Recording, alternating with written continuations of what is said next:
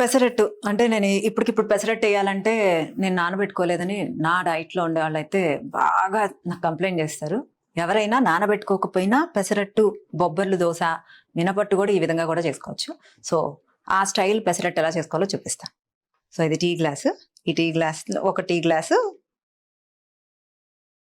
పెసలు తీసుకుంటున్నాను. నేను మినపప్పు కూడా వేస్తాను. సో నేను రెడ్ రైస్ తీసుకుంటున్నాను, ఒక హాఫ్ గ్లాస్. మినపప్పు ఏమో ఒక గ్లాస్ తీసుకున్నాను, పెసలేమో ఒక గ్లాస్ తీసుకున్నాను, బియ్యం ఏమో హాఫ్ గ్లాస్ తీసుకున్నాను. దీంట్లో ఒక టేబుల్ స్పూన్ అంటే ఇది టీ స్పూను పంకిన్ సీడ్స్ వేస్తున్నాను, సన్ఫ్లవర్ సీడ్స్ వేస్తున్నాను. గ్యాస్ రాకుండా, పెసరట్టుకి చాలా మంది గ్యాస్ వస్తుంది, సో డైజెషన్ ప్రాపర్గా అవ్వాలని కొంచెం వాము, జీలకర్ర. ముందు వీటిని వాష్ చేద్దాం, చక్కగా మిక్స్ చేసాం కదా, వీటిని వాష్ చేద్దాం. సో వాష్ చేసుకున్నాము. ఇప్పుడు ఇదంతా మిక్సీ జార్లోకి వేసాం. సాల్ట్ కూడా వేస్తున్నాను కొంచెం. ఇందులో కొంచెం పెరుగు వేసుకుంటున్నాను.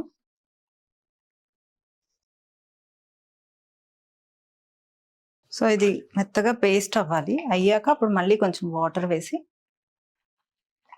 మళ్ళీ రుబ్బుకోవాలి, దోశ కన్సిస్టెన్సీ వచ్చేది. సో అయిపోయింది, దీన్ని బౌల్లోకి ట్రాన్స్ఫర్ చేసుకుందాం. సో నేను ఈ అట్టుకి అంటే దీంట్లో పెసలు వేసాను, మినుములు వేసాను. మీరు ఓన్లీ పెసరట్టు చేసుకోవాలంటే ఓన్లీ పెసలతో కూడా చేసుకోవచ్చు, పెసలు ప్లస్ కొంచెం బియ్యం వేసి, ఎందుకంటే దోశ నీట్గా రావాలి కాబట్టి. సో నేను ఇంత మినపప్పు కూడా వేసాను. దీనికి కాంబినేషన్ అల్లం చట్నీ చాలా బాగుంటుంది. సో అల్లం చట్నీ కూడా ఎలా చేసుకోవాలో చూపిస్తాను. దీనిలో కొంచెం పచ్చిమిర్చి వేస్తున్నాను. అల్లం ఇది చాలా రోజులు స్టోర్ కూడా చేసుకోవచ్చు, ఒక 5-6 days. ఇంత కరివేపాకు కూడా వేసుకోవచ్చు. నేను ఎక్కువ వేస్తాను. కొన్ని ధనియాలు వేస్తున్నాను, కొంచెం ఆవాలు, కొంచెం మెంతులు. కొంచెం మంచిగా వేపుకుంటే ఒక 1 week కూడా స్టోర్ చేసుకోవచ్చు. దీంట్లో కొంచెం పుట్నాల పప్పు కూడా వేస్తున్నాను. అయితే పల్లీలు కూడా వేసుకోవచ్చు, చాలా మందికి పల్లీలు ఎలర్జీ ఉంటుంది. సో దీంట్లో అయితే చక్కగా ప్రోటీన్ కూడా ఉంటుంది కాబట్టి నేను దీన్నే ప్రిఫర్ చేస్తాను. సో వీటిని మంచిగా రోస్ట్ చేసుకుందాం. దీనిలో చింతపండు పడుతుంది, నానబెట్టి కూడా వేసుకోవచ్చు. నేను ఇట్లా వేసేస్తాను. ఇవి కూడా కొంచెం వేపేసి మిక్సీ వేసేసుకోవచ్చు. సో ఇవి చక్కగా ఫ్రై అయిపోయినాయి. ఇలా ఫ్రై చేసుకుంటే ఒక 1 week దాకా కూడా ఫ్రిడ్జ్లో స్టోర్ చేసుకోవచ్చు. అందుకని నేను కొంచెం మంచిగానే ఫ్రై చేసుకున్నాను. సో ఇది మిక్సీ జార్లో వేసేసుకొని మిక్సీ పట్టేసి, దీంట్లో సాల్ట్ తగినంత, కొంచెం వాటర్ పోస్తున్నాం. ఇది మిక్సీ వేసేసుకుందాం. ఇందులో బెల్లం కూడా వేసుకుంటున్నాను, అంటే అల్లం చట్నీలో బెల్లం అవసరం. సో ఇది నేను ఎక్కువ చేసుకున్నాను, స్టోర్ చేసుకోవచ్చు అని. ఇలా స్టోర్ చేసుకొని ఫ్రిడ్జ్లో పెట్టేసుకొని వీక్లీ వన్స్ కూడా చేసుకోవచ్చు. దీనికి తాలింపు అవసరం లేదు, ఆల్రెడీ ఆయిల్లో మనం ఫ్రై చేసాం కాబట్టి. ప్రోటీన్ ఎక్కువ క్వాంటిటీ పడాలి అని నేను కొంచెం పన్నీర్ తురుము కూడా వేస్తున్నాను. పెసరట్టు, మినపట్టు అంటే 2 వేసాం కాబట్టి దాంట్లోకి ఆనియన్స్, పన్నీరు, డైజెషన్ బాగా అవుతుంది. కొంచెం అల్లం, కొంచెం పచ్చిమిర్చి, ఇదంతా ఆ స్టఫింగ్కి, దోశ పైన స్టఫింగ్కి కొంచెమే క్యారెట్. ఇదంతా చక్కగా ఈ స్టఫింగ్ కలుపుకుందాము.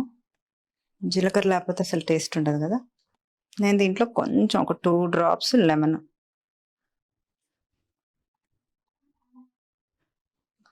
కొంచెమే సాల్ట్ వేస్తున్నాను, ఎందుకంటే లెమన్ యాడ్ చేశాను. దీని పన్నీర్ ఉంది కాబట్టి కొంచెం యాడ్ చేశాను.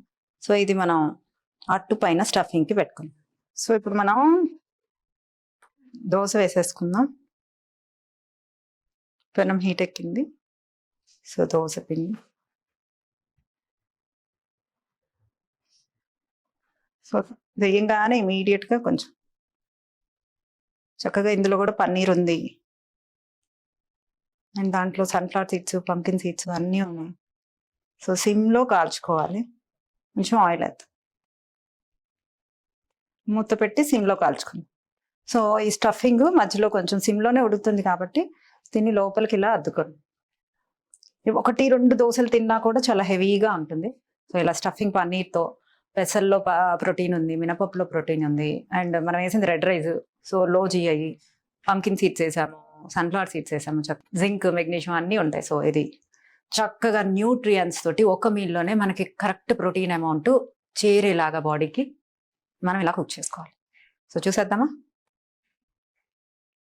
బాగా కాలిపోయింది. ఇలా అంటే వచ్చేస్తుంది చూడండి.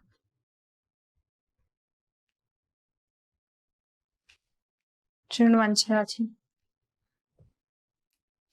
సో దీన్ని మనం తినేద్దాం. తిని ఎలా ఉందో టేస్ట్ చెప్తాం.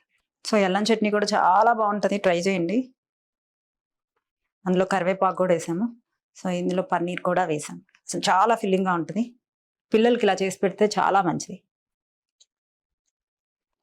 ఎప్పుడైనా పెసరట్టే ఎంత బాగుందో ఈ అల్లం చట్నీతో.